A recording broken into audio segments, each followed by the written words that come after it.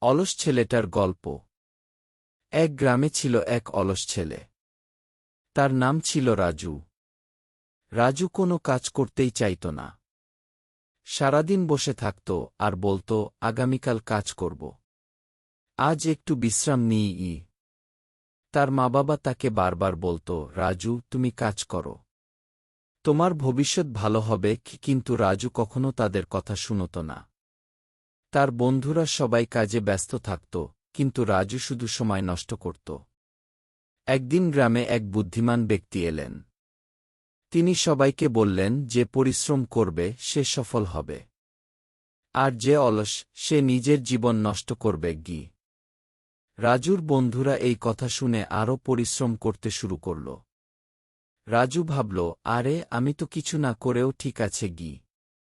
কিছু বছর পর তার বন্ধুরা ভালো জায়গায় পৌঁছাল। কেউ চাকরি পেল, কেউ ব্যবসায়ী হল। কিন্তু রাজু তখনও কিছু করেনি। একসময় তার নিজের খাওয়ার জন্যও টাকা রইল না। তখন সে বুঝল, আহা, যদি আগে কাজ করতাম তাহলে আজ এত কষ্টে পড়তে হতো না।